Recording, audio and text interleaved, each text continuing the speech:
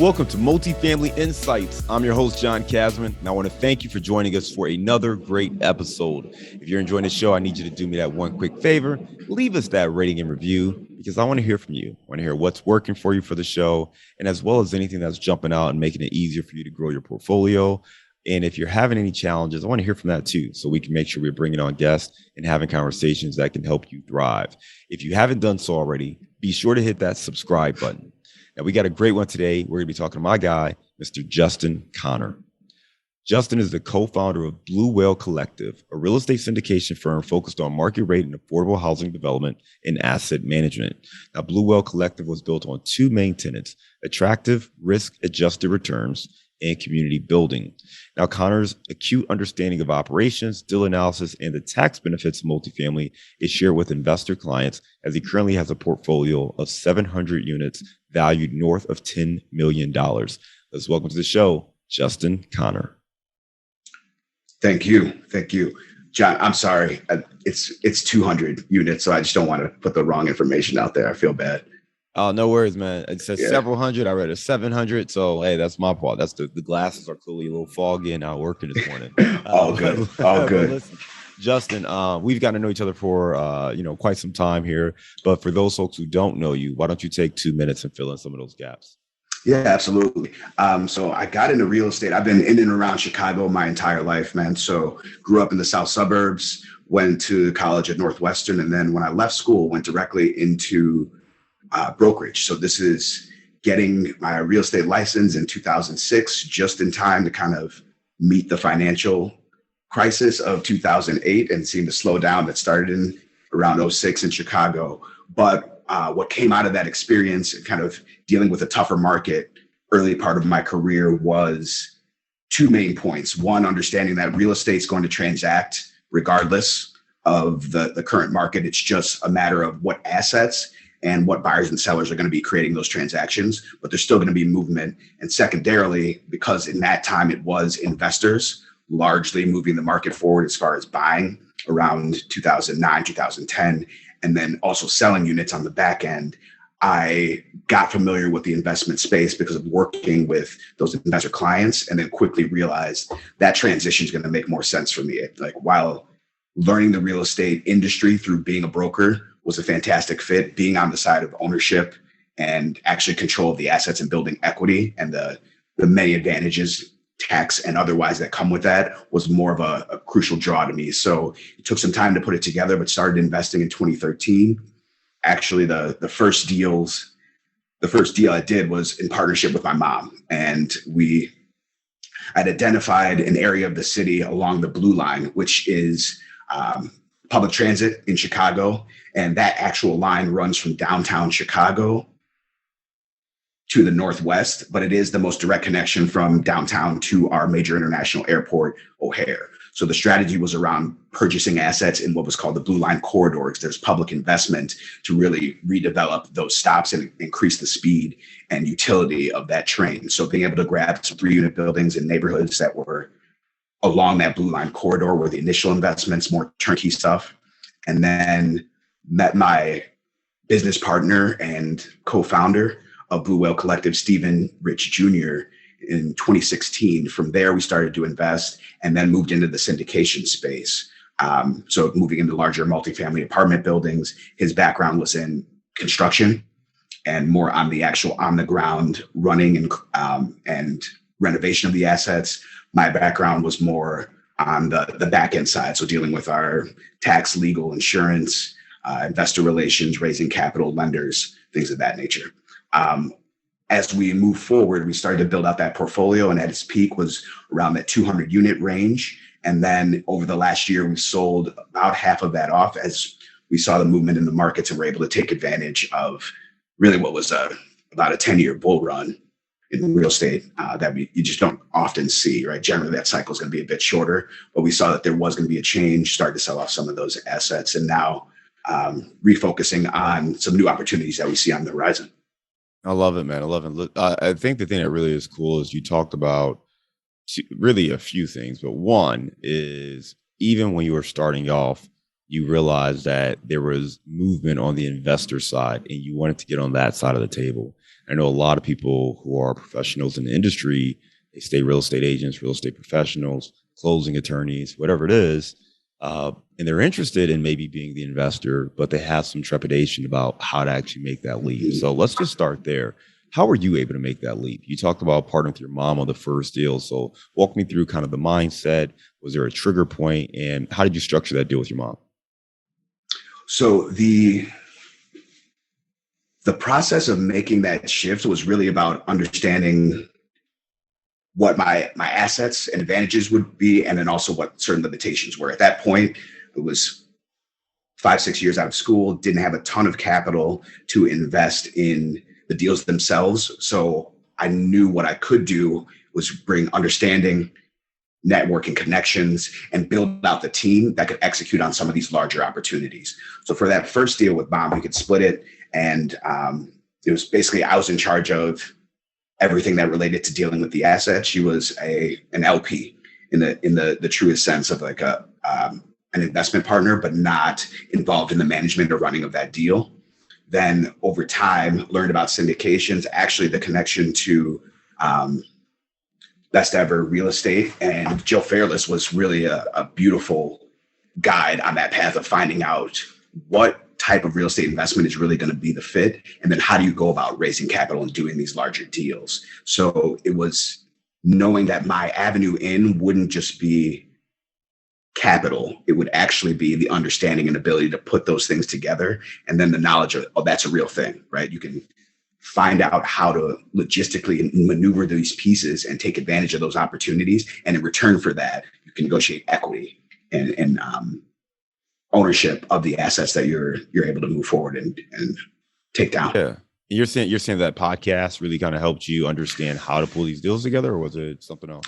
Exactly. It introduced me to the concept of syndication as a whole, because I hadn't really come across that specifically as an avenue, right? There's plenty of information around individual strategies, whether it's wholesaling, fix and flip, BRRRR. But what I hadn't come across was the specifics on how do you build a team and then move that team forward to do much larger deals, right? So sort of take advantage of a collective as opposed to being stuck by the individual limitations that one person might have.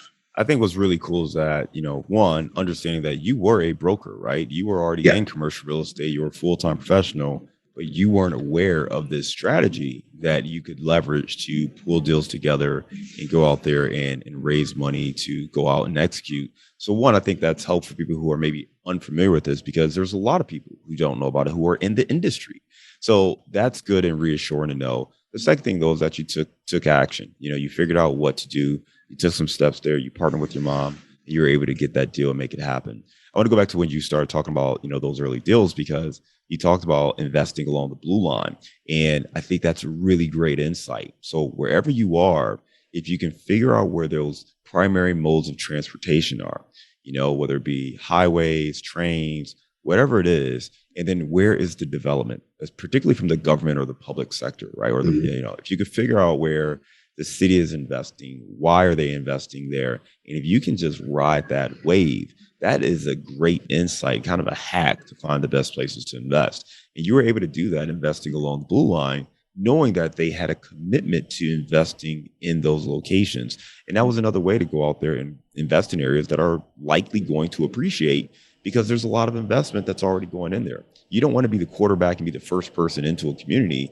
Let somebody else spearhead that, and you just follow them along into that area. And that was just a great strategy for you to go out there and grow. So again, for anyone who's looking to find where to get started or where to invest, this is a great little cheat code that you gave them is, figure out where the government's investing, figure out where the city's investing, figure out where the transportation needs are, and invest alongside those areas. So great tip there. Yeah. One thing to mention along that line too is specifically with a strategy like that, if you're not looking to do serious value add, it's another reason to really follow trends like that. Because if you're not going to step in and force that appreciation by doing renovation, and at that point in my career, I felt much more comfortable with the management, with the financial analysis, but drastically less comfortable with putting together a team to do a larger renovation and keeping things on time, on budget, and making sure you can meet return expectations in that avenue, right? So if you're not going to be forcing the appreciation, all the more important to kind of lock in on the location and that path of progress so that you can ride that wave. Talk to me about meeting your partner, Steven, and how that kind of allowed you to expand the types of properties you pursued, as well as just scaling your resources from a time standpoint, knowledge standpoint, so you could go out there and ultimately build what became a 200-unit portfolio. Well, one of the biggest things and kind of funny about it is that we went to high school together, but we weren't tight or close at that point in history. But through social media, we ended up seeing that we were working on real estate projects, different areas of the city, different types of projects, but actively in that industry. So it was a simple reach out that he sent me I believe this is just a Facebook message like, hey, it looks like we're working on similar stuff in the real estate space. We should reconnect. We did start to visit each other's projects and took about a year of just seeing what each of us was working on, kind of reconnecting, and then also getting to the bottom of skill set. Like what if we did something together, what is it that you would bring and that I would bring? Does it differ enough? Because I think that's a big piece, that there's a natural tendency to work with people that you like or that you know. With its familiarity, right? And exactly. But they may be the same things, right? The same things that you like, as opposed to complementary skill sets. Yeah. That's exactly it. The complementary skill sets piece is so crucial because you don't have the likelihood of stepping on each other's toes because you don't do the same things. And you also don't put your investment team in the position to have two people double down on one thing and have to still pay for the other side of the equation. You're paying extra service partners or bringing in other partners to deal with that. So his background being in having a construction company for multiple years and really working more of the forced appreciation side, where I had been working more with investors, financial analysis, and then building out some of those back end pieces, it seemed like a natural fit. So then from there, it was connecting with investors that I'd worked with for a few years and starting to really vet out what size and scale of opportunity is going to make sense. What we quickly realized is while there was a tendency to go a bit smaller and test the waters first, as you're bringing in that initial investment with 4 people, you need more meat on the bone. So what ended up happening of like looking at 6 units, looking at 8 units, the first deal we did with that group was 28 units because that opportunity gave us the chance to force the appreciation the right way. The timeline made sense as far as a longer investment, not jumping in and out of something. And then the capital that we could put to work provided the opportunity to, with that size of a deal, refinance into agency debt after our renovation period. So just the terms of agency debt and those loans are better. And that's a completely separate conversation, but blew my mind to think qualification for loans over $1 million in agency debt is actually more structured. You can get more favorable terms and simpler on some levels than it is to maybe just buy your single family house in certain situations. Right. So that dynamic was extremely novel to see. 2 things there, right? So one, going back to the partnership, I think it's really interesting when you talk about just kind of those complementary skill sets, because again, you can get very comfortable with somebody. And, if you're a newer investor, maybe you're in a partner with a friend or a family member and you all think about things in a similar way and this is your buddy, but that may be actually a red flag because you all may bring similar skill sets to the table versus having someone who has a different lens, maybe a different, area of expertise, maybe more complementary. So you may not gel even quite as much because you do enjoy different things. You enjoy different aspects of the business. So there may even be a little bit of friction from some points, right? But that can be healthy if you actually complement each other with what you do well. So I think this is really important for new partners because a lot of times people jump into partnerships because they like each other and it doesn't work out because guess what? They were doing the same thing or they realized that they didn't bring the same skill sets to the table. There's another little nuance that you talked about that I think works really well for your partnership and is a key to success for any partnership. And it's the fact that you both had some experience doing what it was that you were trying to do together. You had already worked with some investors. You had already been a broker. So you brought some of those skills to the table. He had already, he was a contractor. So he had already renovated properties. He already had some experience there. So as you came together, you brought those skills to the table. It wasn't like you were trying to learn for the first time how to, put together your first deal, or he was trying to figure out how to manage construction for the first time as you partnered. And I think that experience is really, really key if you're going to partner with somebody. You're going to partner with somebody who actually knows what they're doing in that space so that you can say, okay, I know you've got that side of the business taken care of, or you know how to grow or manage and maneuver through that side of it. And that's a key that, I think a lot of investors need to understand as well, is that when you're going to partner with somebody, you want that other person to actually have experience and a knowledge base to do what it is that you're asking them to do, as opposed to you either having to teach them how to do it or you're both learning together at the same time. So that's just a major hack when it comes to partnerships that you all have the mindset to figure out up front. But I find a lot of people, when you look at partnerships that don't work out, one of the reasons is because, there's a misalignment of who had the expertise or the knowledge or the experience to actually do whatever it was that they were supposed to do in that deal. Do you want to highlight that a little bit more, as far as, I'm not sure if you guys had active conversations about that up front, or if it just was a, kind of a lucky coincidence? I think no, it definitely was more than a coincidence. I think the coincidental piece is reconnecting with a high school classmate on social media because you're in the same industry. But as far as our decision to work together, like I mentioned, we did communicate about it for about a year before stepping into doing deals together. And I think it was exactly some of the things you were talking about. Because as you look at a deal or look at the investment space as a whole, there's a few factors that should be considered, right? So of course, the skill sets of the individuals that are stepping into a partnership, then your ability to actually work together. But then the last piece is, what does this deal actually need, right? So there's always going to be instances where there's the same check boxes have to be hit to execute on the deal successfully. So if you can hit 5 of them, if there's 10 total, he can hit 5, I can hit 3. Those other 2 we're going to hire for. So understanding that full scope of, can we work together? What skill sets do we actually bring? And then do we have the people in our network to hire for the 2 pieces that are missing?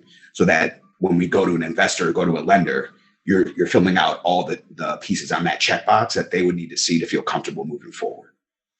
I love it, man. I love it. I appreciate you sharing that information. Let's fast forward a little bit, right? So you talked about building up this portfolio, selling some of it based on market timing. And I know you've been pretty busy doing some other things. In particular, you wrote this book, The 4 Pillars of Real Estate Investment. Talk to us a little bit about that book. Absolutely. The 4 Pillars of Real Estate Investment was very recently released and finished. It's an amalgamation of like years of experience and really trying to lock in on the importance of those 4 things, right? Cash flow, risk management, leverage, and appreciation, and building those in a sustainable way so that you have a long-lasting real estate business. And under those 4 pillars are 9 roles that help to support them. So when you have cash flow, you're working with property manager, asset manager as 2 key roles on your team. Dealing with risk management, you have a tax partner, a legal partner, and insurance partner that you're working with to secure the risks. Then under leverage, you have an analyst and a deal maker.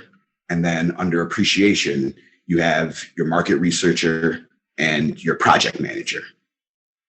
So that's the build out of that book, and kind of breaks down the importance of those pillars as well as how those roles fit into supporting that framework.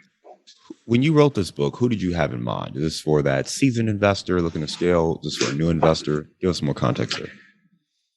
What I really wanted to create was something that would have deeply benefited Justin a decade ago. So when I was beginning my real estate career and looking for how does this all frame up and actually piece itself together, I wanted to create, and I wanted to create something that would have been a deep benefit to that decade ago version of myself.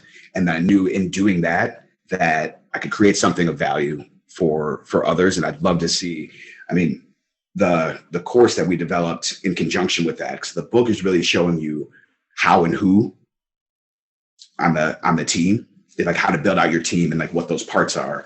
The course is really going through the real world usage, right? So moving through an investment cycle and talking about through the lens of those 4 pillars and roles, what are those people doing throughout the entire investment cycle? So from due diligence to underwriting, lending, and investment management, what are the active steps that all of those people are taking? So calling the course From Broker to Investor is really indicative of my path, where it's starting as a broker and then moving into an investor, but it's not built strictly for brokers. It's not a basics course. So we're not talking about the basic mechanics of a real estate deal. It's more for people that have some level of experience and want to expand that and to be able to execute and have a framework for achieving whatever that vision is that they have for their investment career, whether it's just passive income, it's giving back to the community, rebuilding a community, whatever those things might be, having the framework and understanding the team members that are necessary is such a crucial element of it. And it also Yeah. puts in place an ability to have the same conversation. That's also what I wanted to do, is give some context and framework to be able to have the same discussion. Yep. So when you think about the four pillars of real estate, Mhm. are they equally weighted in your mind, or is there one pillar that is a little more important than the others? And those four pillars again for are cash flow, risk management, leverage, and appreciation. So as you look at those four for your business, where do you kind of lean? Is it kind of an even slate, or do you say, hey, this is first and foremost, we focus on this? I think on a surface level, I would lean towards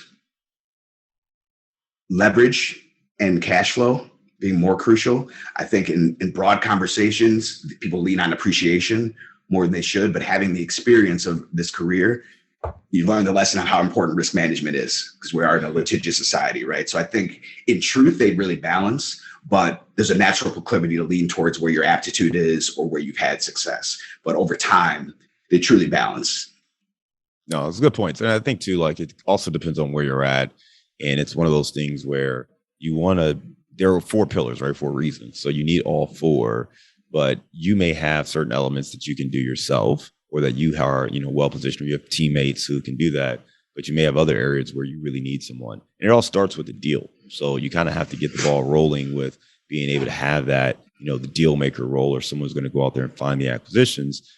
Because you can have everything else set up, but if you don't have a deal, you don't really get the ball rolling. So I think it's really important for people to understand just the way it all comes together. And we'll make sure we put a link to the book in our show notes here. As a matter of fact, if you want to check out Justin and learn a little bit more about what he's got going on, you can go to his website, bluewhalecollective.com.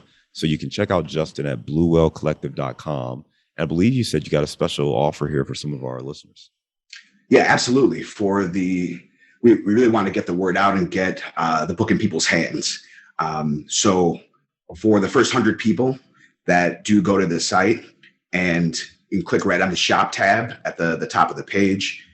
If you add the ebook to your cart, you'll have an opportunity to put in a coupon code. That coupon code is Castman, and for the first 100 people, that will reduce the price of the book to $0. So you'll get a free download copy of the book for those first 100 people that use the coupon code Castman, CASMON. I love it, man. We appreciate you giving that exclusive offer to all of our listeners. You're talking about the four pillars of real estate. And I think it's just great information, right? You talked about your experience. You and I have talked many times over the years about investing in different challenges and things like that. And I do think these roles are really important for people to understand, because the thing about multifamily investing in particular is this truly is a team sport. And you hear guest after guest say that. And it takes a minute for it to really sink in and process, because it's just so much. It's hard for one person to be successful trying to do all this by themselves. You can do it all with single family. You can't really do it all by yourself in multifamily. So when you think about these 9 roles, you don't have to wear all these hats. You can figure out which 9 are you good at. Some of them you need someone else completely anyway, but which hats do you want to wear? And then which hats do you want to outsource or partner with other people? And this will start to allow you to framework how you can set yourself up for success. So I appreciate you sharing a little bit more about this book. Is there anything else on this book or your course that you want people to know before we move on to our round of insights? I think those are the main things. I'd love for people to take the opportunity, download the ebook, give it a read. Our coursework is getting started as well. The course is really focused on, again, moving you through the investment cycle through the lens of the 9 pillars, the 4 pillars and those 9 roles. So starting with due diligence, where you're in essence, in due diligence is about elimination, right? It's moving out the stuff that doesn't fit your investment thesis so that you can focus on the things that do. Underwriting being the point where you're looking to align interests. So you want all parties involved to create a win for everyone involved in that process. So first and foremost, your investors, and making sure it's a return profile and a deal that they can be interested in. The lender that you'd be working with, so to actually continue that funding and putting together the capital stack. And last but certainly not least, and I think this is where some new investors might lose sight of, the desire and aggressiveness to get into a deal prevents you from making sure that your investment team is also going to be taken care of, right? There's enough meat on the bone for investors, the lender, and your investment team to get taken care of. But that alignment of interest puts you in a spot to move to lending confidently, where you can go to the market with this opportunity. And that's really where that deal maker role shines, to actually fill out that capital stack and get you in position. The end of the lending stage is closing, and now you're investment management. So it's the execution of the business plan you created in underwriting. And that cycle goes around and round. So that's what the course really hones in on. And the book is giving you the how of who those team members are. But that's really the broad basis. So yeah. I love it, man. Thank you, John. Appreciate it. All right. Well, listen, you want to check that out, go to bluewhalecollective.com. We'll have a link for that in our show notes. Now we're going to move on to our round of insights. All right, Justin, give me a failure or an apparent failure that set you up for later success. John, when you say that, one thing comes to mind. So we've probably built our portfolio to about 70 units or so at this point. We come across an opportunity for 60 unit building, renovation, decent sized renovation. It's on south side of Chicago's lakefront. So literally you can stand on the roof, see the lake. That's a beautiful, beautiful property that we decide we got to go after it. So we commit, get the earnest money set, and we're working on putting together the raise and also working through the actual construction plan. What we realized is size and scale wise, our team was not quite ready to take on that asset. While it was a setback in that moment, what it taught me was some of the lessons that are in this book about understanding exact capabilities of your team, making sure all those pieces are in place. But it was an early, significant slap on the hand, because the truth of it is, in this industry, if you're dealing with 7-figure assets, mistakes are 5 or 6 figures. And in that case, still early on in the growth of our investment portfolio, that was about just under a 20K loss that we had to deal with, as far as partially losing earnest money, some payments for inspections, and also committing some capital to marketing.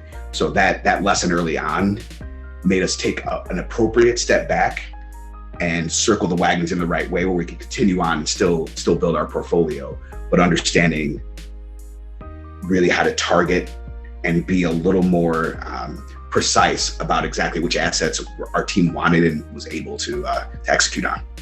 Give me a digital or mobile resource you recommend for your business.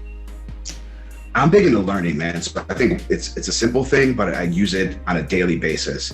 It's that ability on your phone to bundle apps together, and then taking education apps, putting them all in one spot, marking that education, and then using the ability of those individual apps to prioritize whatever, if you want, winding up a few books or a few interviews that you want. So it has that queued list, so that at any point where there's downtime, you can tap right into that and tap right into something and have something playing that's teaching you. I used to listen to a lot more sports radio, and over time realized, no, the highest and best use of those quiet moments is actually educating myself on something that I can continue to use over time. And then play that stuff at a higher speed, right? You don't have to play it at 1x, 1.5, or possibly a little faster, get you through and get that material into your head.